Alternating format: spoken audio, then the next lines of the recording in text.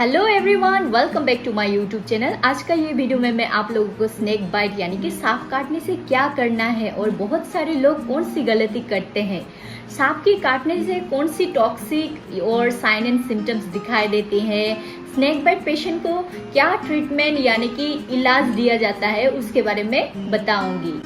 ये वीडियो मैं सबके लिए बना रही हूँ। अगर आप मेडिकल स्टूडेंट हो या ना हो, फिर भी ये वीडियो आपके लिए बहुत ही फायदेमंद होंगे। तो स्नेक बाइट की पूरी जानकारी के लिए मेरे ये वीडियो बिना स्किप के एंड तक देखिए। और अगर आप अभी भी मेरे चैनल को सब्सक्राइब नहीं किया है तो मेरे चैनल को लाइक, शेयर एंड सब्सक्राइब करना ना भूलें। Hello everyone, this is Preeti, working as a nursing officer grade 2।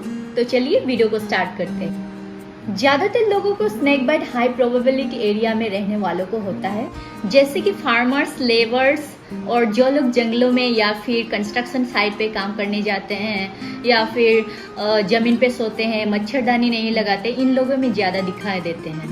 हमारे इंडिया में लगभग 300 स्पेसीज ऑफ स्नेक को आइडेंटिफाई किया गया है, लेकिन उनमें से 70% स्नेक ही जहरीले नहीं होते हैं। ओनली 30% ही जहरीले होते हैं, पर उन 30% में से भी ओनली 50% ही वेनम को इंजेक्ट करते हैं ह्यूमन बॉडी पे।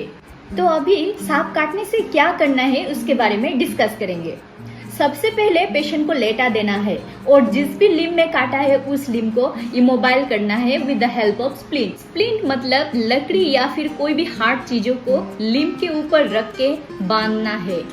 और पेशेंट को चलना या फिर दौड़ना नहीं चाहिए, क्योंकि जितना ज्यादा लिम्ब को मूवमेंट करेंगे उतना ही ज्यादा ब्लड सर्कुलेशन होती है। और तुरंत आसपास की कोई भी हॉस्पिटल में लेके जाना है, क्योंकि जितना जल्दी हॉस्पिटल में ले जाएंगे उतना ही ज्यादा पेशेंट का सर्वाइव करने का चांसेस हाई होती है। ज्यादातर लोग कौन सी गलती करते हैं, वो है अगर किसी को सांप काटता है तो उसे ओझा के पास झाड़ फूक कराने के लिए ले जाते हैं, कपड़ों से टाइट बांधता है, इतना टाइट बांधते हैं कि उस बॉडी पार्ट की वेन को ऑक्सीजनेटेड ब्लड सप्लाई ना होने की वजह से नेक्रोसिस हो जाते हैं।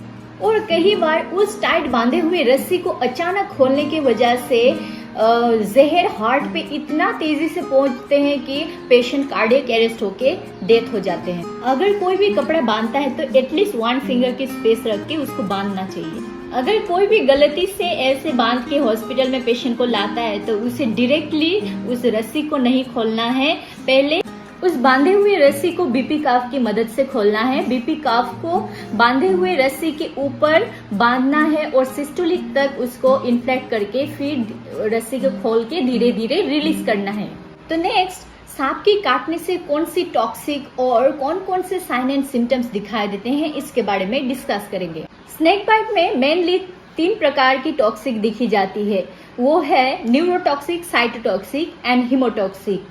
और बाकी जो कार्डियोटॉक्सिक, मायोटॉक्सिक है, वो ये तीनों के अंडर ही आते हैं। हमारे इंडिया में इतने सारे स्पेसीज ऑफ स्नेक को आइडेंटिफाई किया गया है, पर उनमें से cobra, Russell's viper, saw scaled viper, krait जैसे सांप सबसे ज्यादा खतरनाक होते हैं। वैसे तो स्नेक बाइट होने पे फैंग मार्क, लोकली स्वेलिंग, दर्द और जलन दिखाई देते हैं बाइट एरिया पर। क्रेट एक प्रकार के सांप है जो इतना खतरनाक है कि वो इंसान को काट लेते हैं पर कोई फैंग मार्क नहीं छोड़ते हैं बाइट एरिया में। No swelling, no bleeding and no pain. Even patient कोई बाइट हिस्ट्री तक नहीं बता सकते हैं, पर patient throat pain, abdomen pain and joint pain की कंप्लेन कर सकते हैं। ऐसे में पेशेंट को आइडेंटिफाई करना बहुत ही मुश्किल हो। Neurotoxic snakes include cobra and crate.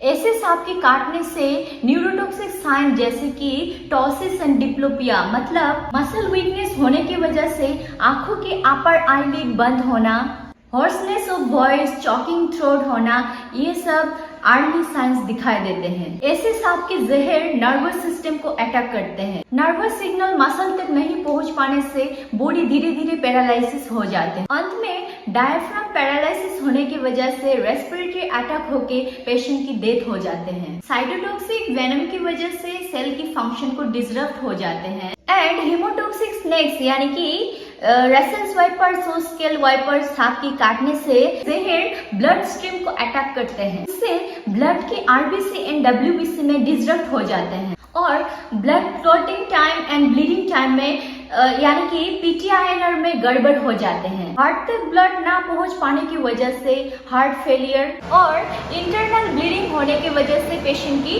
मौत हो जाती है। इसीलिए जब भी कोई पेशेंट को हॉस्पिटल में लाए जाते हैं तो उसकी ब्लड टेस्ट की जाती है। अगर कोई भी हॉस्पिटल में लेबोरेटरी फैसिलिटी अवेलेबल नहीं है तो एक कंटेनर में ब्लड लिया जाता है ताकि उस पेशेंट की कोगुलोपैथी को देखा जाए फॉर 20 WBC। तो आप लोगों का मन में शायद ये सवाल आ रहे हैं कि हॉस्पिटल में कौन सी ट्रीटमेंट दी जाती है। तो हाँ दोस्तों, हॉस्पिटल में स्नेक बाइट पेशेंट के लिए एवियस यानी कि स्नेक वेनम एंटीसीरम से ट्रीटमेंट दी जाती है। कोई भी पॉइजनस स्नेक जब किसी की बॉडी पे वेनम को इंजेक्ट करते हैं तो सही समय में उसके अगेंस्ट में एंटीडोट देना बहुत ही जरूरी होता है। तो हॉस्पिटल में जब भी कोई स्नेक बाइट और अननोन बाइट पेशेंट को लाया जाता है तो उसे इमरजेंसी रूम में अटेंड किया जाता है। हॉस्पिटल में लाए जाने पेशेंट में से 70% पेशेंट को ही पॉइजनस स्नेक बाइट की सिम्टम्स नहीं होते हैं। उन पेशेंट लोगों को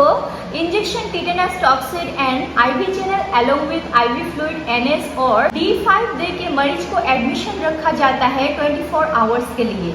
if any symptoms arises and become crisis, ताकि पेशेंट को जल्द से जल्द एवियस इंजेक्शन की ट्रीटमेंट दे सके। लेकिन 30% पेशेंट को पॉइजनस स्नेक बाइट की वजह से ऑलरेडी साइन एंड सिम्टम्स दिखाई देते हैं, तो उन सारे पेशेंट को तुरंत 10 वायल ऑफ एवियस इंजेक्शन की ट्रीटमेंट देना पड़ता है। और अगर पेशेंट को न्यूरोलॉजिकल साइन दिखाई देती है तो injection atropine 1 ampoule 0.6 mg IV must, then injection neostigmine 3 ml यानी कि 1.5 mg IM दी जाती है। आँख बंद हो जाना, नेक की मसल वीकनेस होना इम्प्रूव हो जाएंगे within 1 hour in case of cobra bite, पर krait and Russell's viper bite में कोई इम्प्रूव नहीं होगी।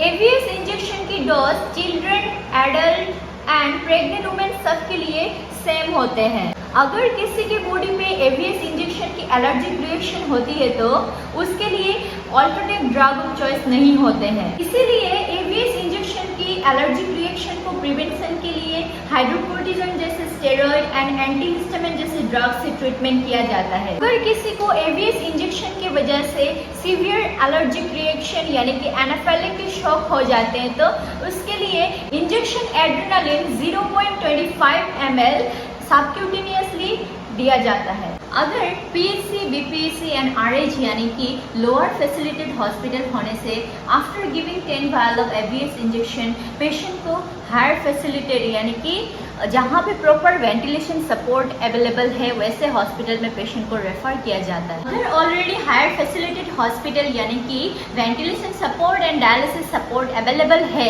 तो पेशेंट को डायरेक्ट एडमिशन रखा जाता है, क्योंकि सीवियर वेनमस स्नेक बाइट में पेशेंट को इन सारे वेंटिलेशन एंड डायलिसिस सपोर्ट की जरूरत होते हैं। तो दोस्तों, मेरी ये वीडियो देख के आप लोगों को कैसा लगा मुझे कमेंट्स करके बताइए।